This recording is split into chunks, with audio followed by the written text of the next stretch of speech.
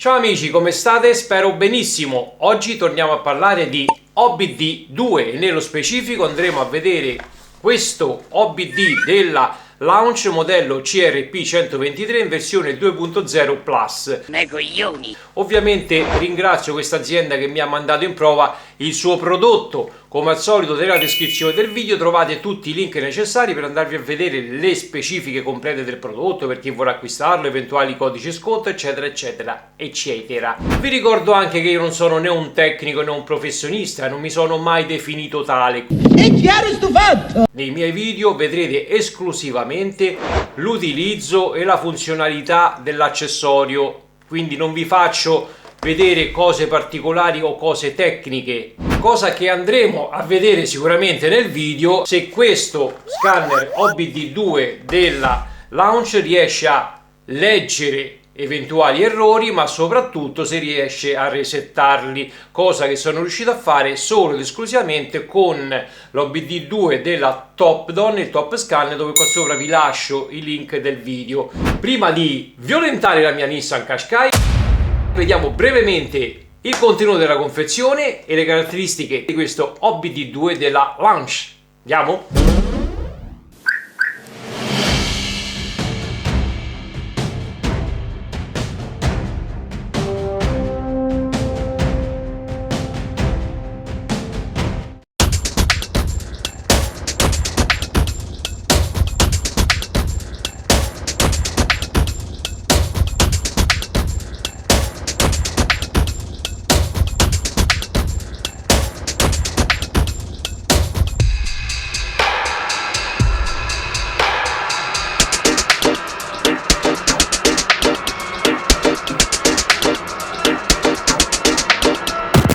Ragazzi, questo è il contenuto della confezione. Abbiamo il libretto di uso e manutenzione in inglese, dove ci dice tutto quello che va fatto per poter registrare e utilizzare questo prodotto. Cosa molto importante: se non accendete il quadro o il motore quando andate a resettare gli errori, non ve lo fa. Non è lo strumento che non funziona, è la modalità sbagliata di utilizzo. Il display, ragazzi, non è touch, ma si pilota tutto dai pulsanti. Lo strumento è rivestito in gomma rigida, l'aspetto è molto professionale, ragazzi, sembra addirittura uno strumento proprio da officina, e posteriormente abbiamo queste due impugnature, insomma, per mantenere lo strumento saldo e poterlo utilizzare in questa maniera. Ai lati ha un rinforzo sempre in gomma rigida. Dove vai? E hanno bussato. Per poter comunque salvare l'OBD2 se dovesse cadere a terra. Nella parte sottostante troviamo l'uscita per la micro USB necessaria per andare a collegare e sincronizzare il dispositivo sul nostro PC. Nello slot a fianco troviamo una micro SD da 16 GB necessaria per andare a copiare gli aggiornamenti del firmware e del database che andiamo a scaricare sul nostro PC. In questo modo avremo sempre uno scanner aggiornato per andare a scannerizzare qualsiasi autoveicolo. Infine abbiamo il cavetto che va collegato all'OBD2 della nostra autovettura. A questo punto direi che possiamo collegare lo strumento, fare una diagnosi completa delle centraline e vedere se va a rilevare, ma soprattutto se va a resettare eventuali errori. Andiamo.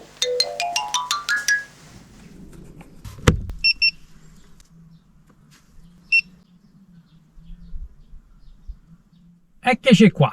Come avete visto, non sto provando questo scanner della Launch sulla mia Nissan Qashqai, ma bensì sulla mia Nissan Micra, ovvero la Nissan Micra di mio figlio e mia moglie. Per carità, mettiamo i puntini sulle i, perché avevo precedentemente azzerato già gli errori con il Top Scan. Però prima andiamo a vedere un attimo le caratteristiche, le impostazioni, insomma quello che si può fare con questo Launch.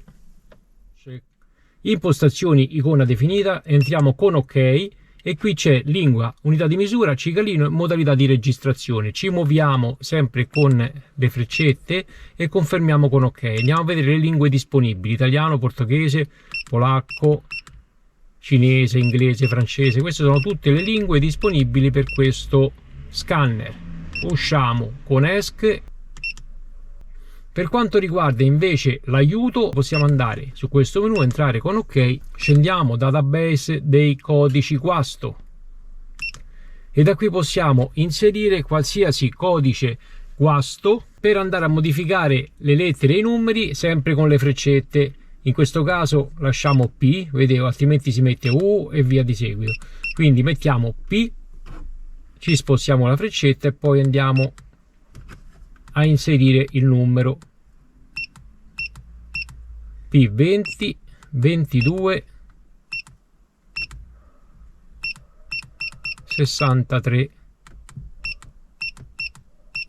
Ok, e digitiamo OK. Ci dà codice guasto generico, pressione di sovralimentazione, turbocompressione, problemi di prestazioni. Quindi avete visto un codice a caso e ci dà comunque il riferimento del codice errore. Usciamo e poi qui abbiamo upgrade informazioni e da qui si va, come vi ho fatto già vedere, sul sito dedicato per andare a scaricare eventuali aggiornamenti del firmware o del database. Usciamo. Quindi questi sono i due menu dedicati per le impostazioni e per l'aiuto, che ci può essere utile sicuramente per come utilizzare correttamente questo scanner. Per quanto riguarda invece la diagnosi, in questo menu troviamo tutto quello che serve per andare a scansionare la nostra autovettura. OBD2, scansione, visualizzazione, dettagli quindi di quando abbiamo effettuato la scansione, eventuali codici guasto trovati. Una volta che abbiamo scansionato le centraline, qui troveremo un po' tutto, il risultato praticamente. Qui abbiamo scansione. Per andare a scansionare la nostra autovettura clicchiamo su OK e andiamo a selezionare il modello di vettura, in questo caso Nissan. Clicchiamo con OK, OK, Nissan, non Infiniti, OK. Allora, prima di andare a fare la scansione, accendiamo la nostra autovettura. Ok. Svizzero Odermatt. E andiamo su automatico. Clicchiamo con OK e qui adesso effettua la scansione di tutte le centraline che va a trovare questo OBD2. Scansione terminata. Quindi andiamo a vedere tutto quello che ha potuto registrare: ABS, centralino comando carrozzeria, alberghe, controllo presaria, sonar, strumenti, aria condizionata, impianto di climatizzazione, ESP, anzi scusate, EPS, elettronica servosterzo, modulo distribuzione potenza, IPDM, chiave intelligente, ICC, ADAS e controllo telaio. Allora, adesso se clicchiamo con OK ci dovrebbe dire se c'è un guasto o meno. Informazione versione, leggere dati guasto. Andiamo a vedere, clicchiamo con OK e ha trovato batteria bassa key. Dobbiamo andare a sostituire la batteria della key. Per uscire usciamo, qui possiamo cancellare i dati del guasto, facciamo ok per eliminarlo. Ci dice che ha cancellato correttamente il DTC, quindi il codice del guasto. Ok, torniamo indietro, andiamo a vedere nuovamente chiave intelligente se ha effettivamente eliminato il guasto, il codice del guasto. Leggere dati guasto, nessun codice guasto. Ok, quindi è andato a eliminare il codice guasto della key, anche perché ho cambiato la batteria una settimana fa.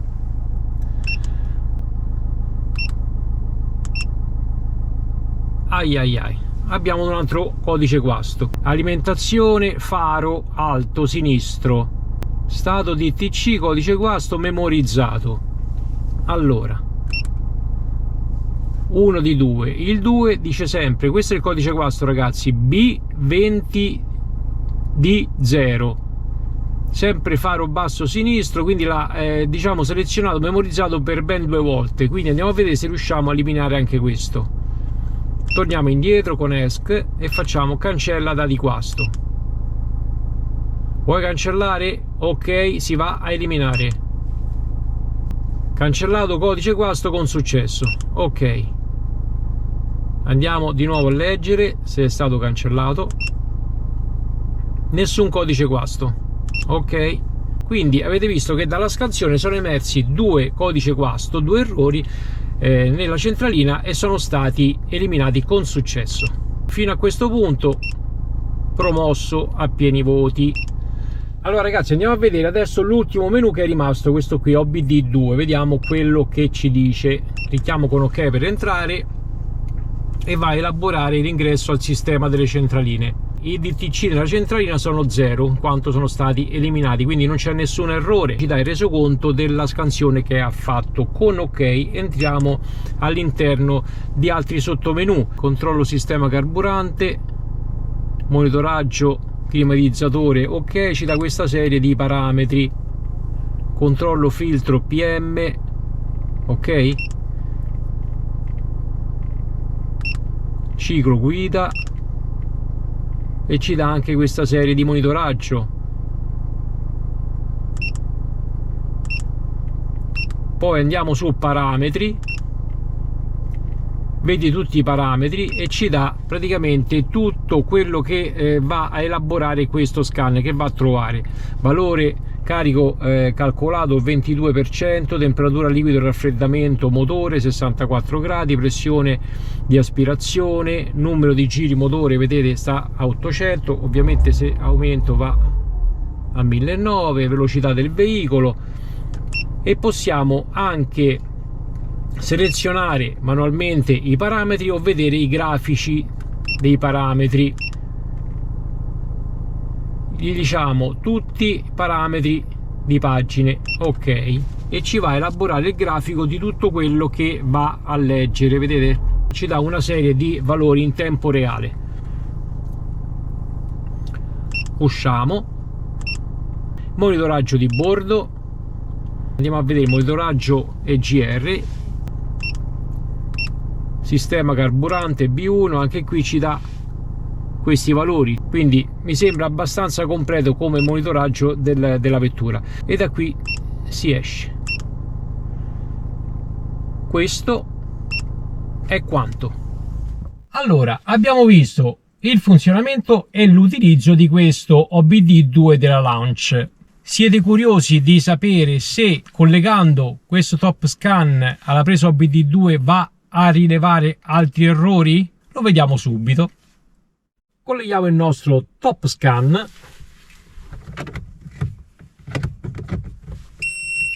Ok, attendiamo che si connette tramite Bluetooth. Collegato. Andiamo su Diagnostic, Nissan, manuale, Europa, Italia, e andiamo a cercare Nissan Micra K14 6 2018. Conferma. Ovviamente poi prima di effettuare la scansione accendiamo la nostra autovettura.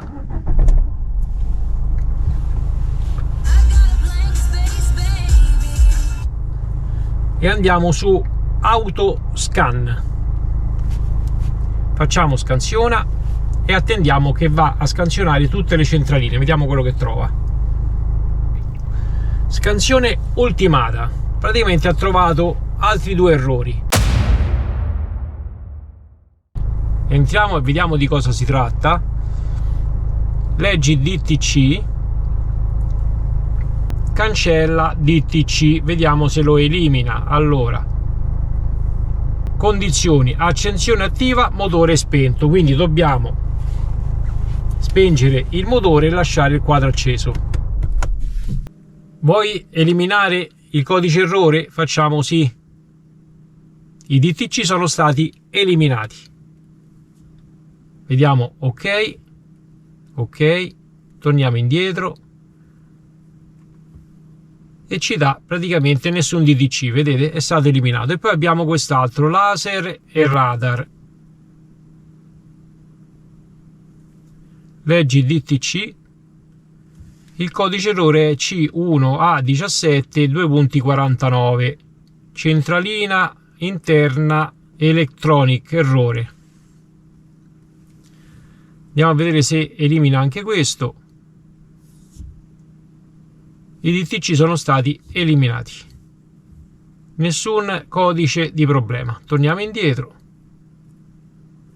ecco qui, vedete che ha eliminato anche questo codice, adesso non ha nessun codice errore.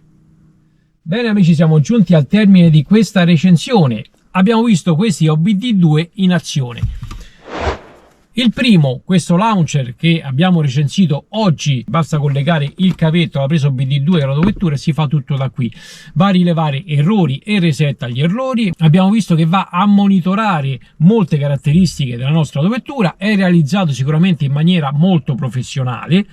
Dall'altra parte abbiamo il top scan, che però va utilizzato tramite lo smartphone in quanto necessita dell'applicazione proprietaria. Sono entrambi prodotti molto validi e funzionali. In più però con questo top-down abbiamo la possibilità di andare a fare qualcosetta in più, e cioè possiamo attivare la rigenerazione del FAP e andare a sbloccare i freni per andare a sostituire pasticche o dischi, quindi sicuramente ci andrà a facilitare la sostituzione dell'impianto frenante. Decidete voi qual è il più indicato per le vostre esigenze. Il video vi è tornato utile o vi è piaciuto? Potete lasciare un bel mi piace. Volete supportarmi? Vi piace quello che vi propongo, le recensioni che vado ad eseguire? Potete farlo semplicemente iscrivendovi al canale. A voi non costerà sicuramente nulla, non vi chiedo un centesimo, però a me darete la possibilità di crescere e andare avanti. Non serve nient'altro. Un bacione, statemi bene, alla prossima.